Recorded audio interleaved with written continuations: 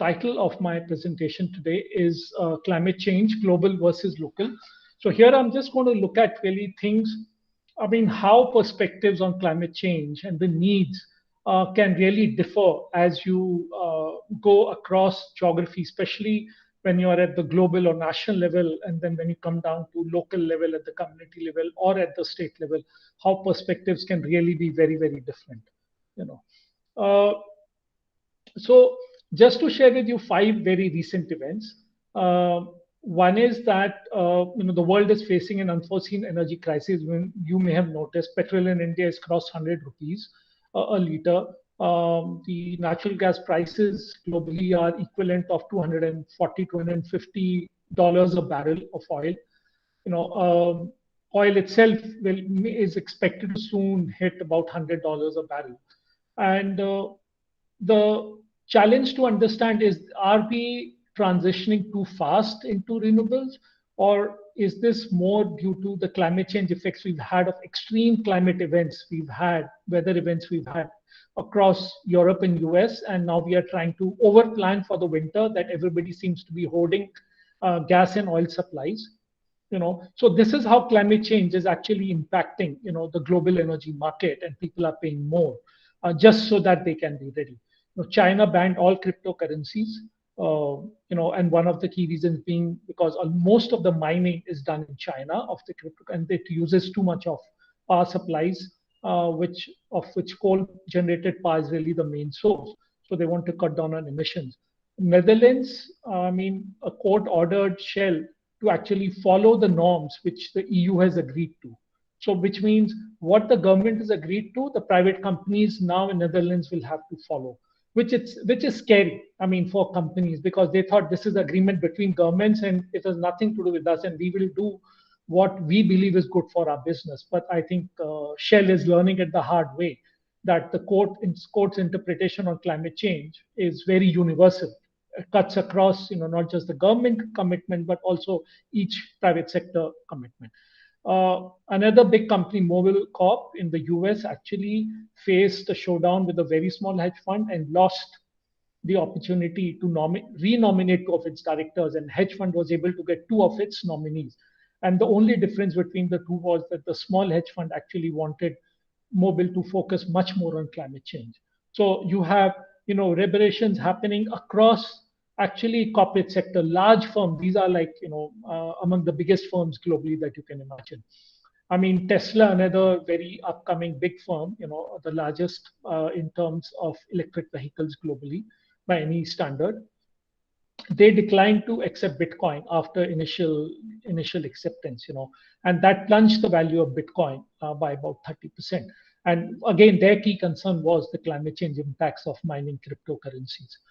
So we are just seeing how climate change is impacting very different sectors. But let's come to the basics, of what exactly, climate is, something that we see over decades. What is the average? Really, it is not what is happening today or tomorrow or even next year or the year after that. It is really what we observe over several decades is the average. So when, and you must have heard this term greenhouse gases. What are they? They are really the gases that trap heat within the Earth's atmosphere, not allowing it to escape. Once the heat comes down from the sun, a large part of it actually escapes back into the space, keeping Earth at a certain temperature, enough for us to actually, for the life to thrive on the Earth. But if these gases start reflecting that light back onto the Earth rather than allowing it to escape, that heat, then these are what we call heat trapping gases, greenhouse gases. They do that greenhouse effect, what we have in a greenhouse where the glass traps the heat inside, and so similarly, so you have several of these. Carbon dioxide, of course, is the most notorious one, also the largest by volume. Then you have methane, emitted agriculture activities, belched by cows.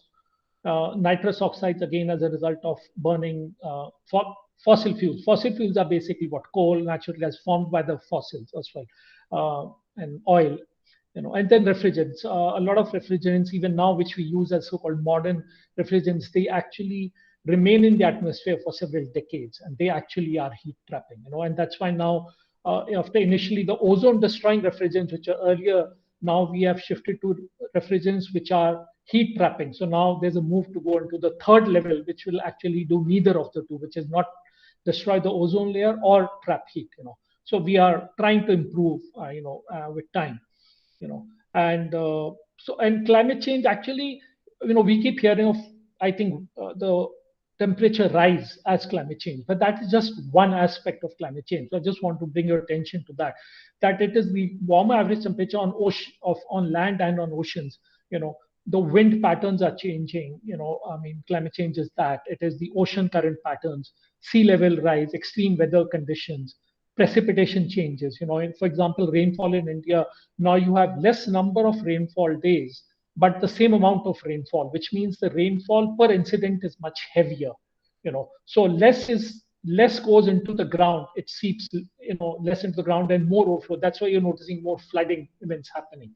Also, urban centers, due to poor drainage issues, are unable to handle this, more higher rainfall within a certain period.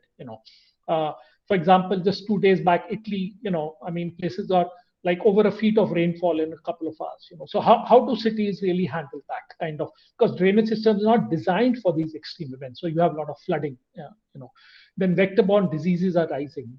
I mean, change in flora and fauna. I mean, we are seeing that happening, where earlier the tree line, which was above the tree line, which means it was so cold. Now you have trees growing in Himalayas and other mountain chains, above the tree line, the formal tree line, former tree line, you have trees growing, or crops are growing in areas which are too cold.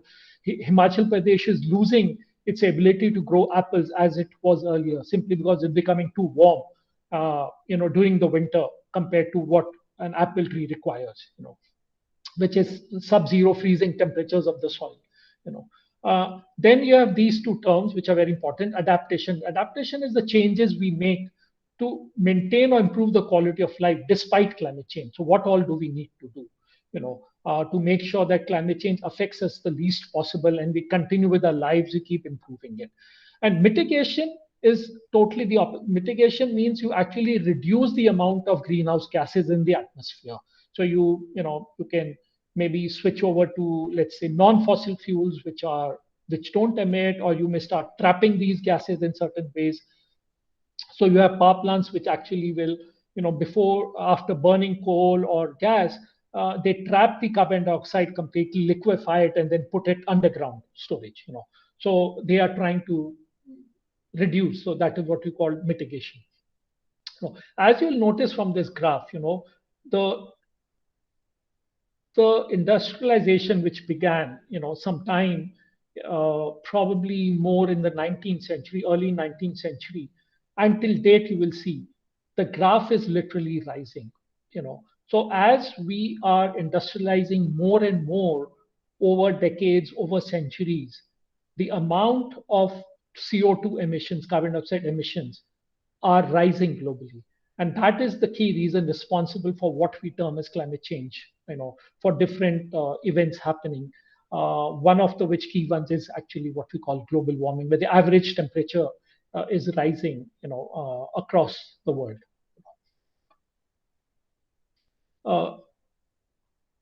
Now let's come to international climate change negotiations. I mean, how? So in 1992, the UNFCCC, was set up, which is the United Nations Framework Convention on Climate Change, which is the main body, global body, responsible for doing research, propagating, about climate change, getting commitments from countries to reduce their emissions, or different aspects of climate change. This is the main UN body, the main global body, in fact, not just the UN body.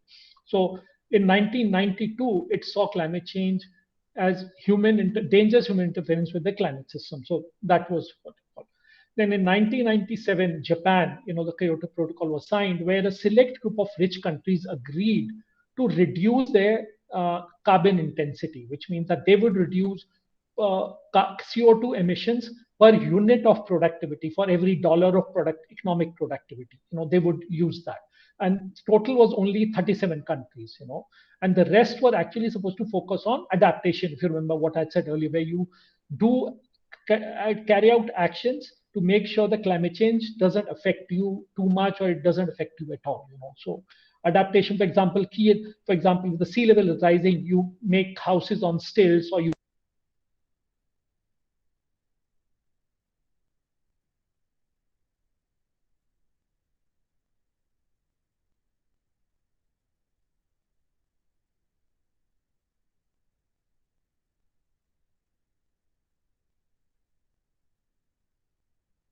Sanjay, you are muted. okay, you switch over to crops, for example, to adapt to crops which are more amenable to a higher temperature. So that could be so other countries must do that. In 2011, the Green Climate Fund was launched, where these 37 countries agreed to set aside $100 billion a year. So which now after 10 years should have total of $1 trillion or $1,000 billion, till now. But only 10 billion has been pledged, which means that the rich countries have failed to live up to the pledge that they would help the poor countries adapt to the climate change, because the whole logic was that most of the CO2 emissions have been by the rich countries traditionally, since they started industrializing in the early 19th century onwards. So that's where the emissions are from, and this was part of meeting that global commitment. But they've only really met only 1% of that commitment till date over 10 years. So from $100 billion a year, on an average, you may say only $1 billion a year they have committed, all these rich countries. So the poor countries, the developing countries, are of course very disappointed that they don't have enough money to adapt. 2015, the last big event, which was the Paris Climate Agreement, then you had happened, at which actually, so now see the shift. Now in 2015, you have most of the countries committing to reduce their carbon intensity, to shift to mitigation, reduce CO2 emissions. Yeah, you know, it had to do that, And then you have 2021 now, where the entire focus is actually on what you may say mitigation only. So nobody is really talking of adaptation. The countries are not really trying to say, oh, we need to give you money, or we need to set aside more funds, etc. Everybody's saying, okay, by when will your commitment be that you will shift to a carbon neutral status, which means you will have net zero emissions. Just give me a second. I need to put this thing on charge. You know,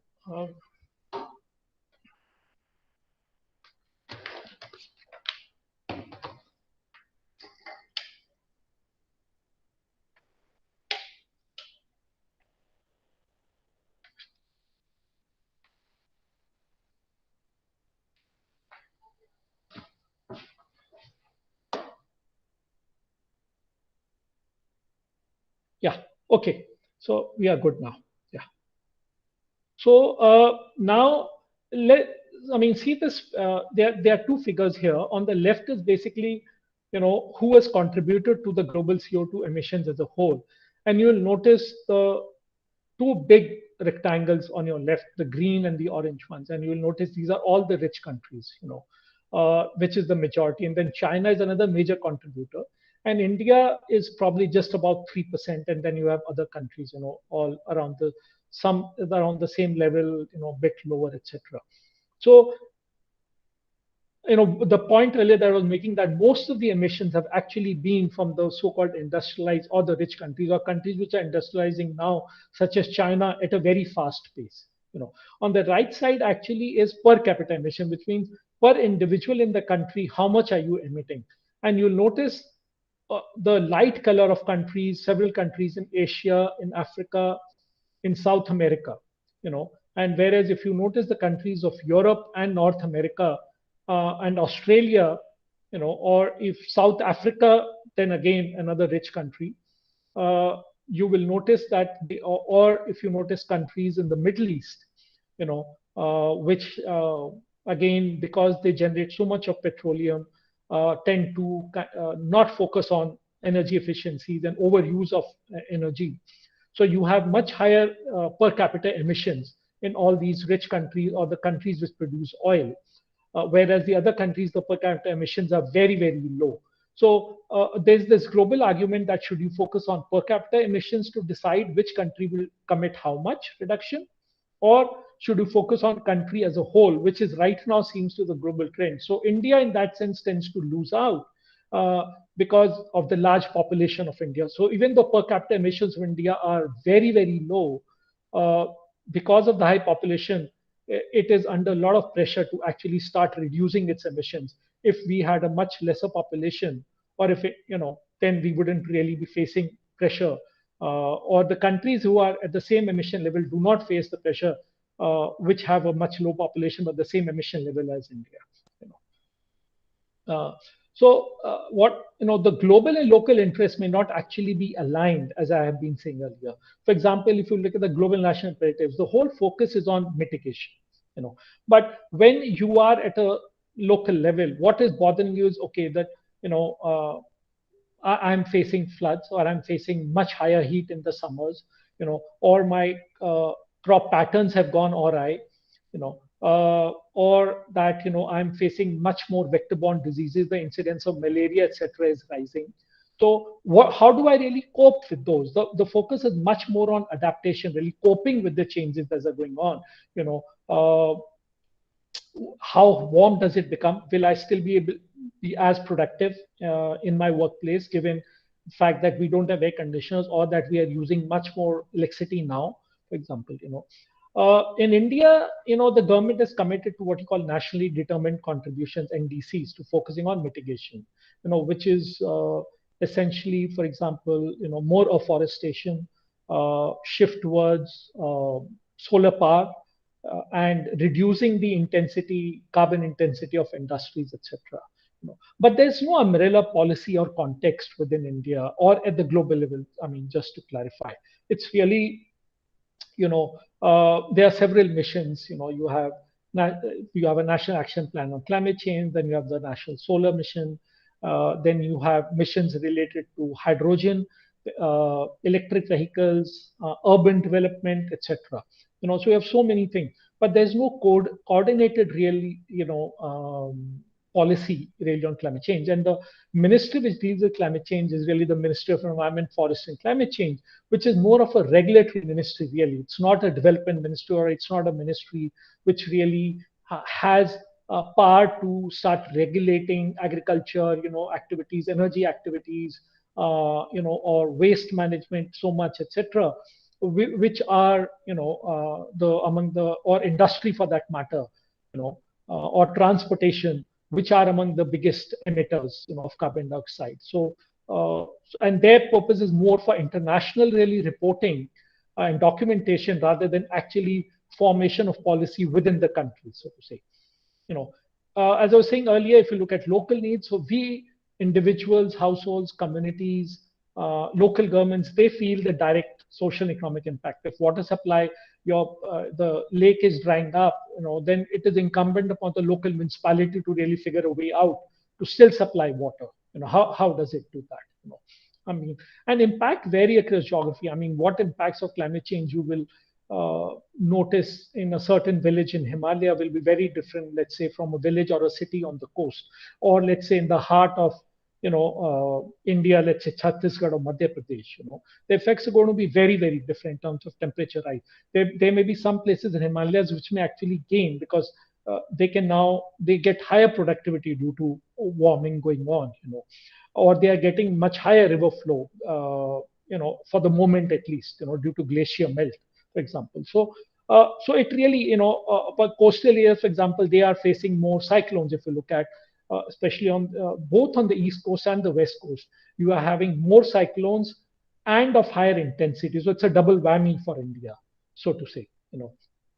An average is of real academic interest. I mean, we say, okay, average global temperature is rising, for example, by zero point 0.5 degrees have risen, or 0.75 degrees have risen, or something, or we need to keep it controlled to 1.5 degrees or 2 degrees. But that, and one might tend to think, oh, okay, if it's 37 now, there'll be 38 degrees. How does it matter? No, it matters, because this is the average. The extremes can really be, much higher. For example, on a day when you would have normally experienced 37, you may experience 42, 43, for example. So it is really the extremes that will impact people. So when you say sea level rise, till now has been, let's say, 15 millimeters, 16 millimeters, but you have areas in India, for example, Sundarbans, where the sea level rise is double that of global rise, because the land is also submerging due to high sediments load being brought in by the Ganga and the Brahmaputra. So there the impacts of sea level rise are very, very different. And then you top it with the storm surge, and if there's a cyclone, and then you start noticing the impacts really of the sea level rise per se, uh, and which lands now on the coastal areas are not really usable, or at least usable on a regular basis, 12 months a year, you know. And if you notice, adaptation activities are within the domain of the state, because most development agendas, you know, responsibilities of the state government and the local government, for example, municipal services, water supplies, sanitation, you look at so many agriculture, health, these are all state subjects. So these are really within the domain of the state subject. And yes, there is a huge disconnect between the center and the state.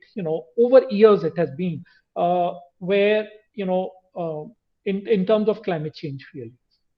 So the policies, commitments are made. Discussions are pursued at a national level, at an international level, but the states are not really part of it. Whereas the impact really is being felt by the state, by the local communities of climate change. And the private sector also, I mean, till date has not really been a very strong participation entity within the climate change debate in India. I mean, you do have commitments, from several firms, towards more reporting, for example, or oil companies such as Reliance or Indian Oil, even Coal India, they are committed to become carbon free, net carbon zero status by a certain date. So, I mean, so we'll just have to wait and see how that happens. And what I was, I think, mentioning earlier to you, that small changes can actually have very large impacts. So when we talk of averages, we think they're very small. So even a small, so if you look at across different places in India, this is a figure that I've taken from Times of India, which appeared in August. So overall rise, you'll notice, is very small. But when you magnify it with coastal erosion, for example, or you have storm surges, then this really the impact magnifies. And even minute rise in temperature will cost you much more electricity bills. Your workplace, certain workplaces have to be air conditioned, which itself calls for capital cost and recurrent cost. It reduces productivity. It leads to higher incidence of certain diseases. For example, crop productivity either improves in some places, most places it falls. So changes in rainfall again are impacting soil erosion, water tables, etc. Your water supplies in urban areas, or flooding, or farm, etc. So, and I mean, WHO really estimates that already, you have over 250,000, 2.5 lakhs, or quarter of a million deaths per year already happening due to climate change.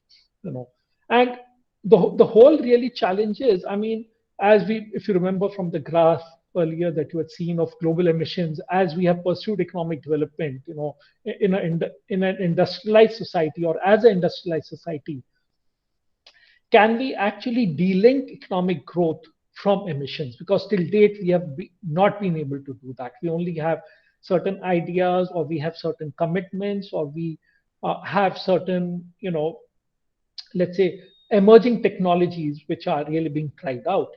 So can we really de-link economic growth from carbon emissions? And that is, so, and for India, the challenge is even bigger, because you just don't have to maintain economic growth, but you want to actually, pass the economic growth along to communities which hitherto have been left out of it.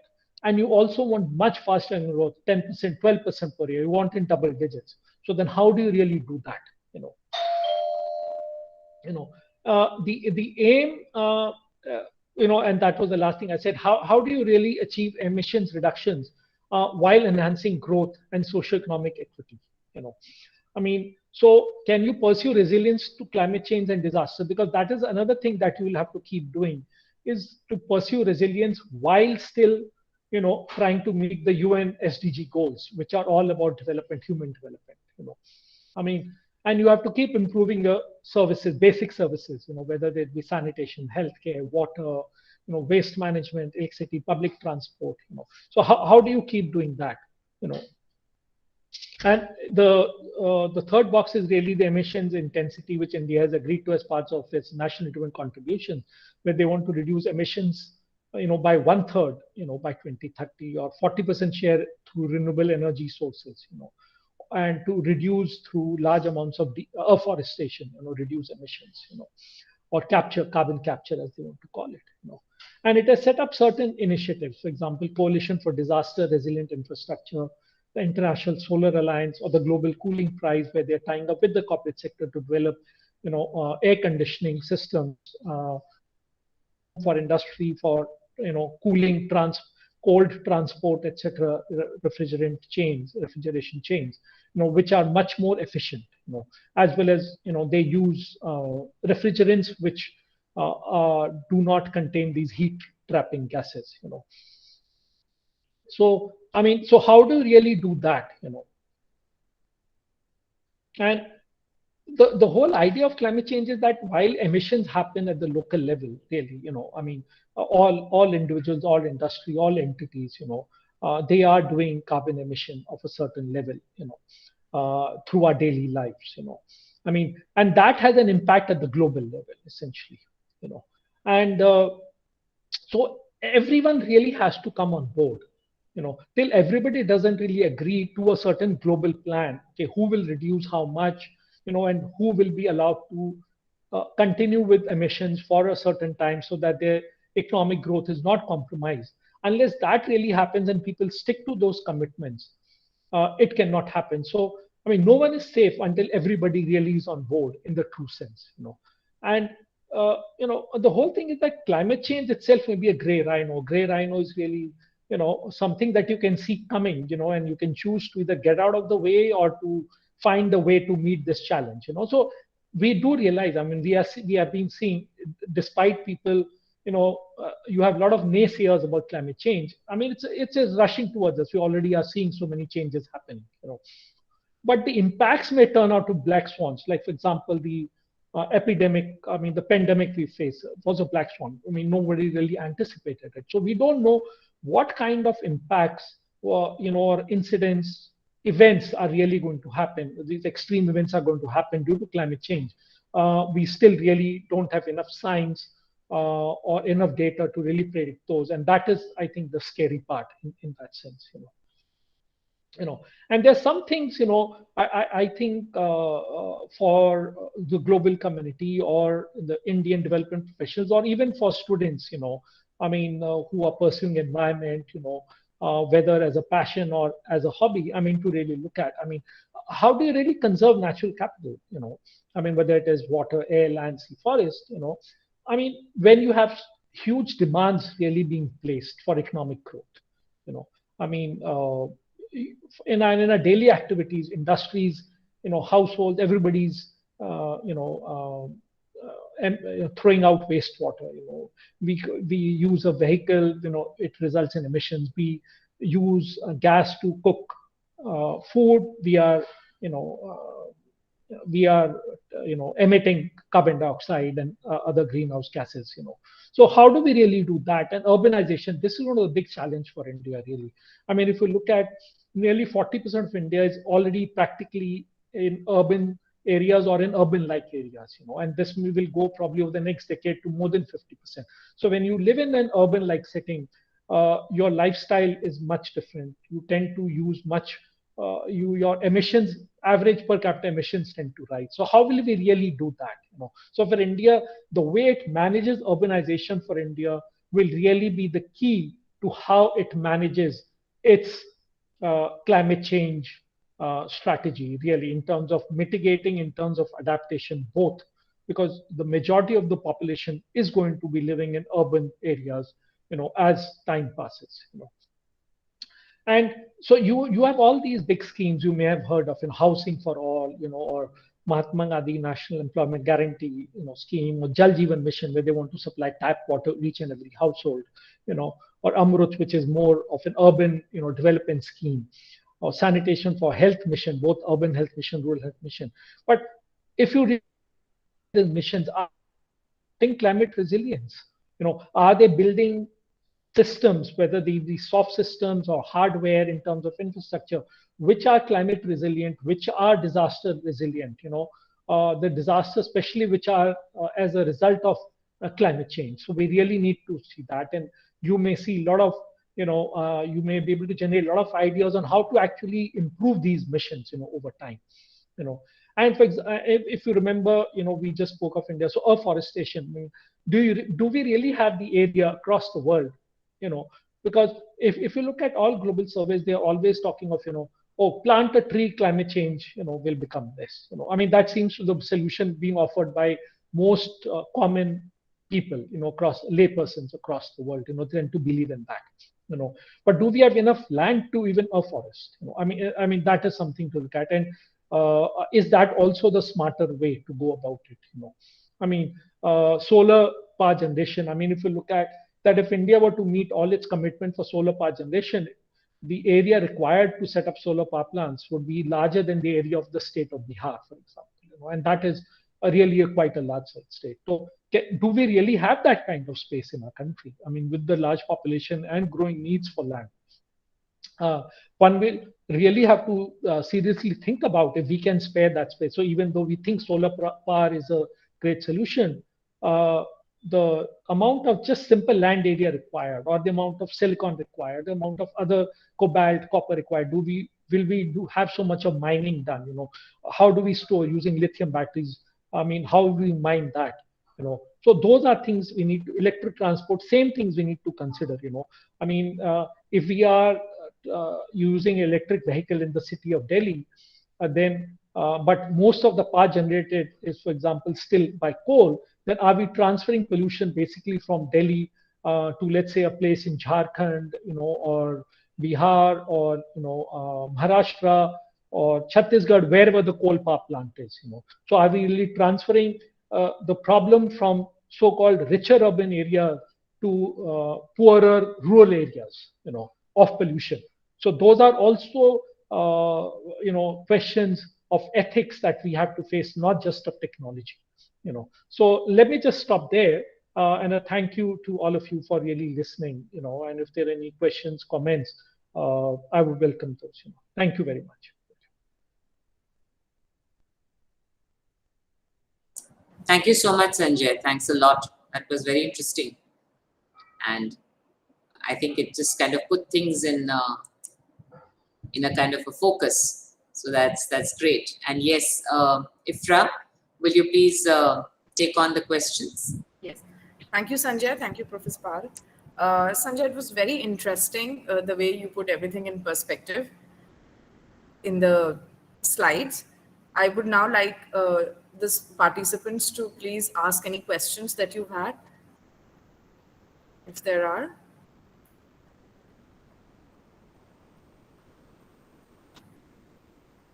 I have one question myself, Sanjay, just out of curiosity. So since I teach environment science and students come to me, and a lot of the times, even in general conversation, this comes up, people randomly say that climate change, could be nothing. It's just a false alarm. And even though we keep answering them from both global as well as local perspectives through laws, etc., but how do you deal with that kind of a question? Well, I mean, I mean, this is a problem not just, I think, within your college. I mean, this is a question at the global level. Honestly, I mean, as recent as, let's say, January 5, 2021, the U.S. government didn't really believe in climate change. Only with the coming of the new president on January 6th, did the U.S. government start again believing in climate change. So, I mean, and then it rejoined, the Paris Climate Agreement. I mean, you have Australia, which pulled out of Kyoto. I mean, so many countries. So, I mean, this is, I think, a global phenomenon where, you have what you call naysayers. Simply because because climate change is a very long-term event, really, it is fairly easy to dismiss it as a simple temporary change of patterns, whether it is flooding or it is, a rising sea level, and some people say, oh, this is part of the natural earth cycle, that's another thing. But I think this debate has been really settled finally with the release of the sixth assessment report, by UNFCCC, which was probably only a month and a half ago, in which they have given very solid direct evidence that the changes that we are seeing in our weather patterns, or the changes that we are seeing in terms of global average temperatures or sea level rise, are as a result of human activities. These are not due to a natural cycle of the earth, etc., which can take place, let's say, over centuries or millions of years. But these are very, very direct. And I think this is the most scientific kind of direct evidence that I have seen, or most people across the world would have seen, is really the sixth assessments report, which clearly lays out the scientific basis for that. And I mean, there will, no matter, I think, what happens, ideology will always have its own place over, let's say, science. And I mean, one just has to deal with it, really, you know. And I think now, with more and the impacts becoming starker, maybe taking place in many geographies, you have more and people really accepting climate change. So I think it's only a matter of time. And but I mean, I don't think we have more than 2-3 decades to really do something about it, because after that you will have so many irreversible effects. Once the temperature rise crosses average 2 degrees, then the damages caused, the dangers, especially to poor countries, poor communities, are going to be so much that they may be irreversible. Honestly, social impacts and economic impacts, they may be really. Sanjay, we have a question from Durga Rao. They want to know your views on the role of environmental governance in India in mitigating climate change. Yeah. I think, let me say two things about it. One, let me just reiterate, which I had said earlier. One is that there's a disconnect between the local, state, as well as the center, national, on climate change, really. I mean, the views of state, etc., are rarely taken, when you really go around developing your national plans. If you look at all the missions, they all are national level missions, really, whether they be electric vehicles, they be urban development, hydrogen, then you have National Action Plan on Climate Change, and under it you have so many different missions, most of which have not really taken off. And so one is this whole disconnect, really. And partly that disconnect is also because we don't really have adequate data. Like one of the things which I didn't mention in my presentation, which was, I said, downscaled models. Really, what we have is, these global models which measure climate, let's say global warming and the other impacts. But you have to really have what you call downscaled modeling, which means it's like weather, for example. If somebody tells you, oh, it is going to rain in India today, it is really not of much interest to you. Even if they say it is going to rain in Delhi, for example, it doesn't mean much. But if they say it's going to rain in, Karol Bagh, and more rain expected on Ridge Road, then perhaps, the community at, Janki Devi will be very concerned. Okay, so I need to plan for it. So what do I really need to do? So the more localized prediction you can do, or more localized study you can do, I think it will be more useful, but also much more engaging to people. And a lot of people are not aware, simply because we have failed to provide enough data and relevance to their daily lives of climate change, really. And that is the second point that I want to make, is the lack of disconnect, really, between our development activities and climate change. And if you look at, we have, each state has a state action plan on climate change, and it is just a wish list. We would want to do this, do this, do that. And if you ask them, what have you done within it, probably the figure will be, on a really bright side, maybe 5% of all those things. At the national level, the figure may be maybe 10%. And I'm being very, very optimistic here. So we have lots of plans, we develop documents, but it doesn't really enter into, and because climate change is not really an environmental activity, and I think we have to understand that. It is an activity which is emanates from and impacts everything, whether it is transport, it is financial markets, it is our urban services, it is our livelihood issues. And so unless we are able to really look at climate change as an issue that cuts across rather than only being an environmental activity, we will not really achieve much by it, to be honest with you. Thank you, Sanjay. There's another question that we have from one of our faculty members, Professor Amita. She's asking, is it true that environmental politics is creating many problems while implementing plans and regulations and guidelines? Okay, so my view is that all development is political. Okay, I mean, so we need to accept that decisions taken really are political decisions at the end of the day, you know. And so the whole thing is, I mean, what do you really understand by environmental politics? So there are some people who will say, okay, let me put jobs ahead of environment, or some people may say that no, we can actually have a great combination of both jobs and environment. Or some people may say that we need to place environment first because that works more for the poor, providing them natural capital, and we need to focus less on economic growth, really. So it depends who you are, where you are, whether you tend to gain something, whether it is in economic terms or in ideological terms from something. So I mean, as with any other activity, I think your political views or ethical views are going to impact, what kind of policies you really come up with or which get accepted. So of course, yes. I mean, it impacts. I mean, as in any other area, there is political decisions are made, and of course, it is going to impact. No doubt about that. So mine is just a comment. Thank you for a beautiful discussion, for putting things in a perspective. I just want to say that the debate on climate change is much more nuanced and complicated.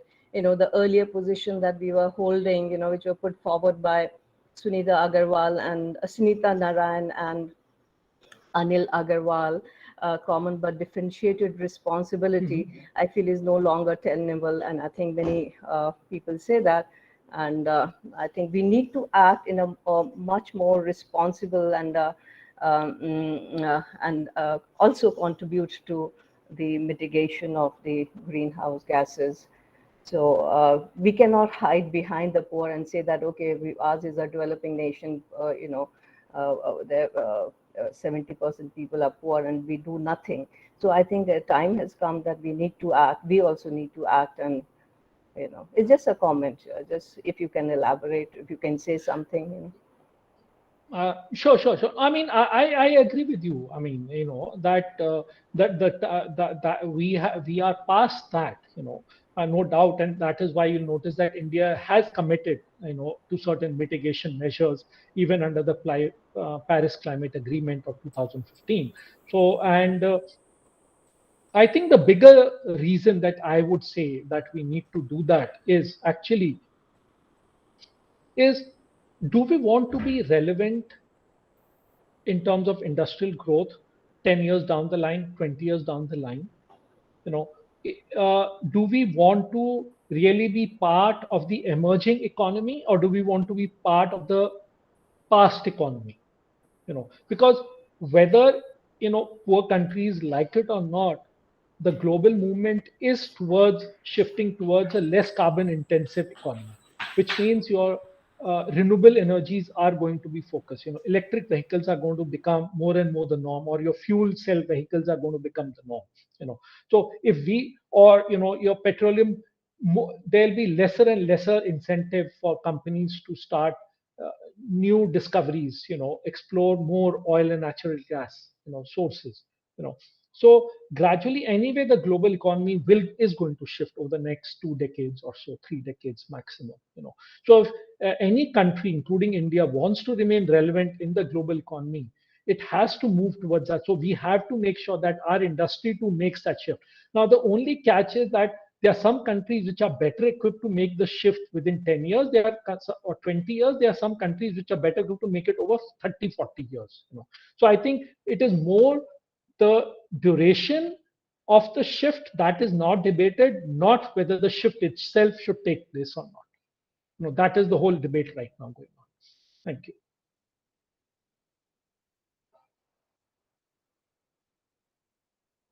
Thank you, Sanjay.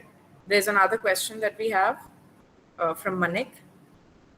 Where is the scope when the state itself is involved in deterioration of environment, including all of its institutions? So where is the hope?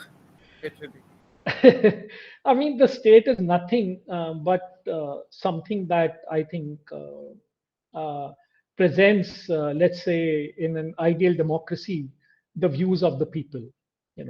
Uh, uh, so our government is basically representing us. I mean, at least we should, or we like to believe that, to a certain extent, really, in a democracy. So we are the state in a certain way, and I mean, we have to understand that the state is as well informed or as less informed as any other entity, really. And it is always, so you will still have, a lot of civil society organizations that focus on, an ideology where they want to really say that, sustainable growth is possible. You know, uh, and you have certain actors within the state which believe in that. You have certain actors within the state which do not kind of believe in that. So it's really I mean it's really based on that. I mean, I don't know what is really the solution to that. All I can say is that there is a role for the state, there's a role for individuals, and there's a role for non-government organizations. And the outcome will always be something which is negotiated among different entities. But if you look at even among most countries, if not all countries globally, including India, there is definitely a shift towards more sustainable forms of governance, more sustainable forms of development. I mean, what we could do and get away even 15 years ago, 10 years ago, we can no longer do that. We have very strong institutions within India, especially if you notice within the judiciary or within non-government, who are spearheading environmental governance or green pursuit of green growth in a big way. So I think basically, as any other democracy, you're going to really have very competing demands, very competing institutions, both within state and outside state. And the outcome is really going to be a mix of really a negotiated outcome of that. But I think the shift is happening, and it will continue to happen towards more and more green growth over the next few years and decades. I see that shift happening, and it will happen, but I don't think it's going to happen in 1 year or even 10 years, the entire shift. It's going to take time. So it's that. Thank you, Sanjay. There's a hand raised from Neha. Neha, would you like to say something?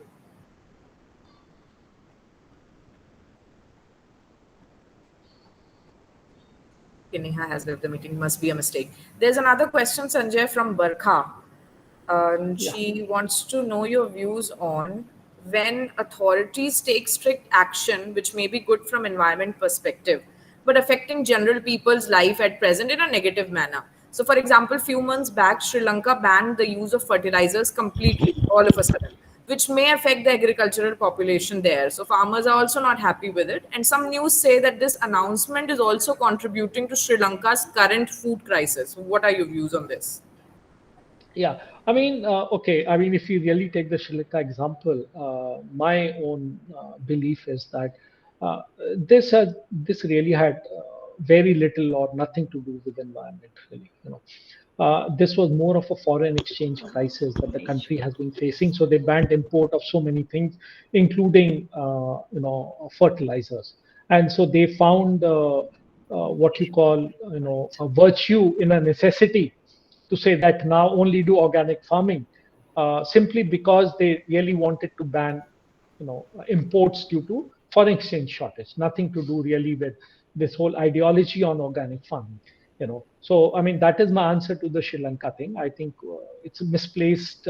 It was trying to find a reason after really, for putting the ban in place for a financial reason.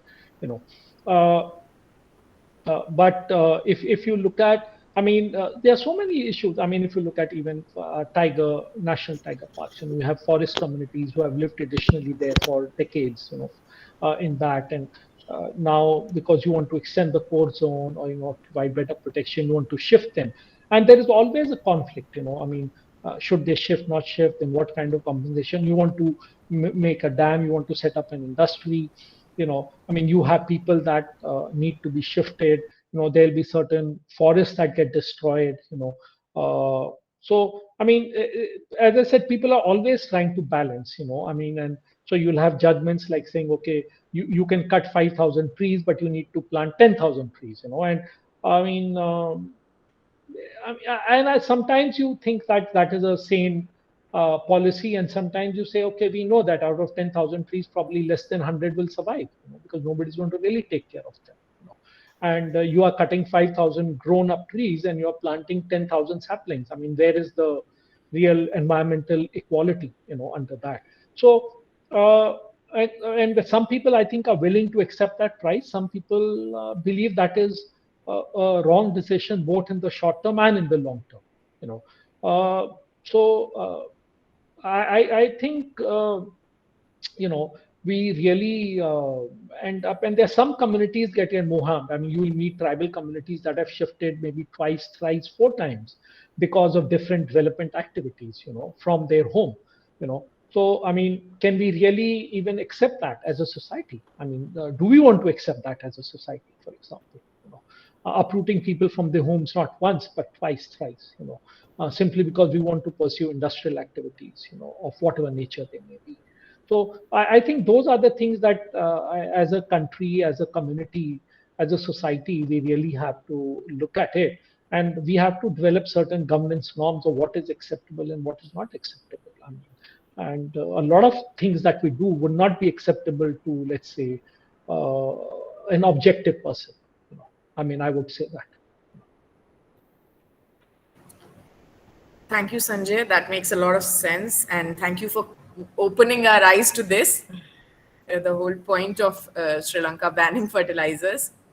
Can I ask one question? Yeah, just. Yes. So how does, can we, afforestation is a little problematic, as you're saying, okay, not enough land available, solar panel, this thing. But can we, recognize rights of nature, or parts of nature like river or this thing? What do you think about this? Can it, this is what is your take on? I mean, see, it depends upon what my environmental views are, what my economic views really are. I mean, so if you ask for my personal views, I mean, they may not really matter much in the whole debate, national debate, or state level debate, really. I mean, I think it is the collective view which really matters, or I mean, how do the courts interpret, if the matter is taken to the courts, then how do they interpret the environmental regulations? I think that is much, because we do have very strong environmental regulations, on an average. It is really the interpretation of those regulations or the enforcement of those regulations, I would say, which causes a lot of problems. I mean, on one hand, India, deifies its rivers. Each river is treated as a goddess, in one form or another, is prayed to, those kind of things. And yet, on the other hand, we put all the filth possible in those rivers. I mean, how do you explain that to yourself, really, as an individual? I mean, I can't explain it to myself. So. I mean, on the one hand, we set up Project Tiger, and we spend, I mean, crores and crores, hundreds of crores of rupees, on conserving the tiger. On the other hand, to set up power lines or to set up a road, we have a road which cuts through an entire Project Tiger park, So what you are giving with one hand and taking with the other, really. I mean, does that make sense? I doubt it. It doesn't make sense. But that is the way, governments operate. I mean, that is the way societies operate all across the world. I mean, not just in India. You have different constituencies to please, political constituencies, social constituencies. So sometimes you do X, and then you cut that X into half, or sometimes you just cut it away completely, so it just doesn't make sense, many times our environmental regulations, but of course, I mean, so India is pursuing, that we need to connect all our national parks, through these corridors. So tigers or animals are not restricted to, so there's not too much of inbreeding, and they can go to different national parks, so that you have a much healthier population. Of course, I mean, that they're doing. So while they're trying to create all these corridors, they are also, passing, they're cutting these parks into half, existing big parks, through a train line, and you have so many animals which get hit by trains, or they get stuck in certain infrastructure that you create. A road is passing through, they get hit by fast moving vehicles, So it's really a mixed message. I don't think there's a very coherent policy that we have, or a uniformly applied policy, let me put it that way, that we really have.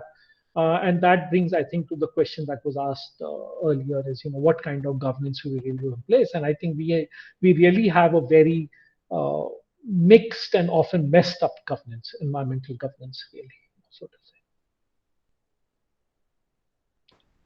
Thank you, Sanjay. Thank you, Poonam. Yes. Any other questions?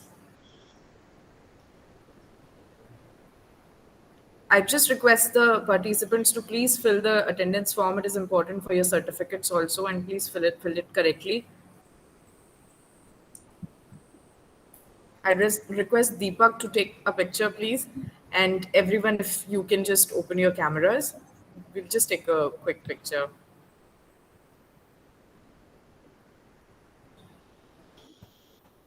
Thank you so much, Sanjay ji. Thanks a lot. Oh, my pleasure. I mean, thank you again, really. It's always nice, I think, talking to the future leaders. I mean, that's all I can do, honestly. Try to share my experience and my sense with people who will actually end up, be responsible for our future. Right. I mean, and hopefully do better than what we have done. I know we have messed up. I mean, my generation has messed up. So I just hope, I can redeem myself a little bit by asking the future leaders to do better than what we have done. Right. You're absolutely right. I request everyone to open your cameras just for a minute. People are very camera shy. Strangely. They aren't when they're in college. Deepak, you yourself. Like there is some problem with my camera. That's okay, but take the screenshots, please.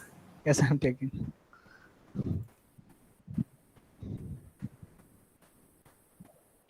Okay. Just 1 second.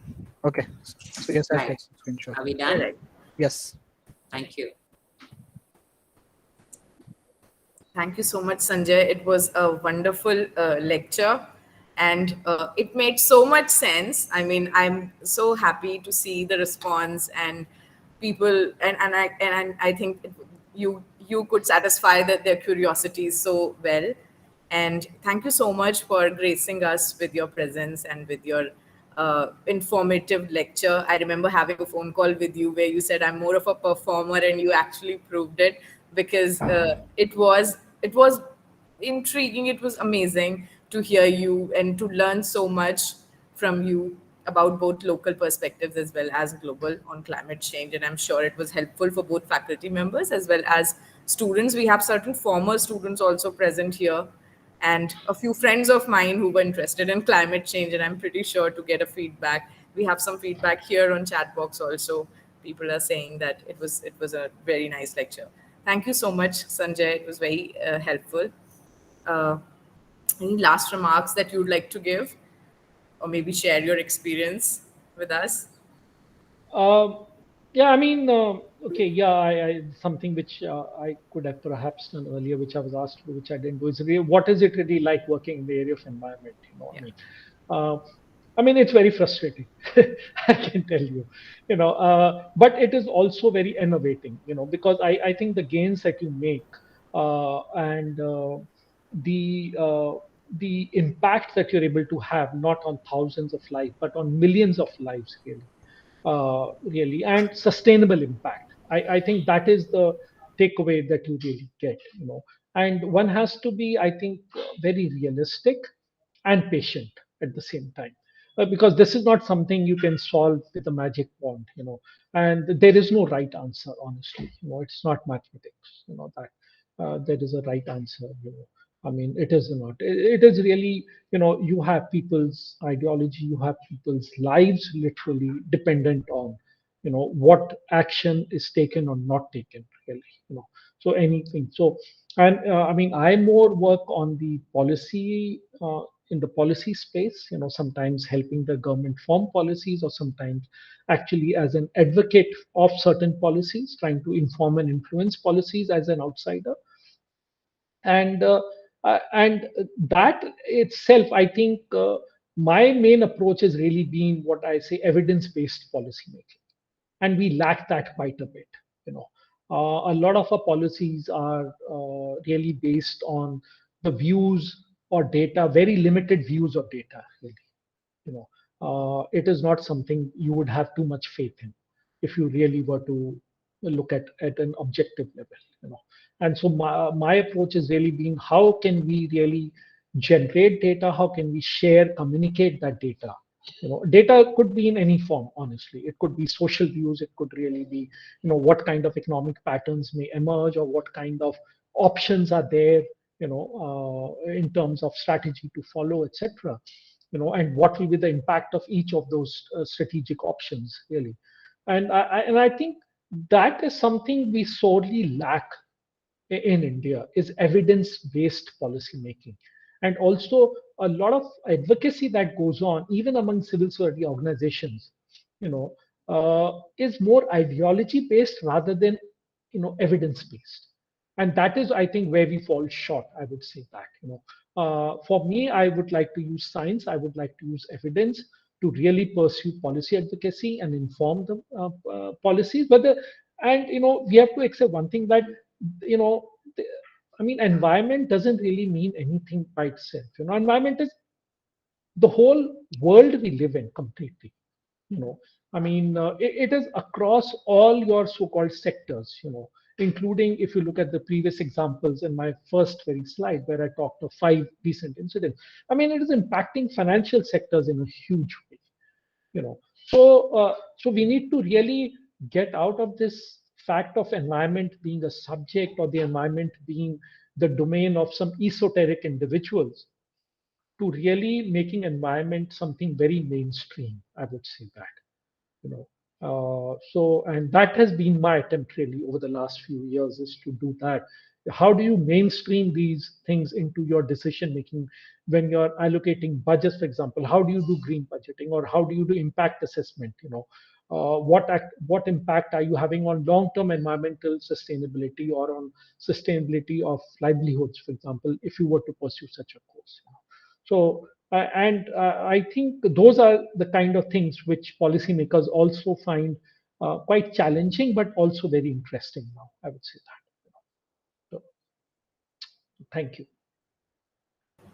Thank you so much, Sanjay. This was insightful. I think we're done. It's like, yeah, more than 1 hour, and it was a wonderful lecture. And I think I can just say that we will stop the recording now. Okay. And the participants can leave. Thank you so much, Sanjay, and thank you very much, Department of EVS, for organizing this. And Sanjay, we hope to host you in college sometime in person. Thank you very much, participants, for joining in. Sure. Thank you. Thank you, Professor Pal. Bye-bye. Thank you, Dr. Sinha, also, if you're here. No, he's not. He had to go for a meeting. Oh. Bye. Bye-bye. Thank you so much. Bye-bye.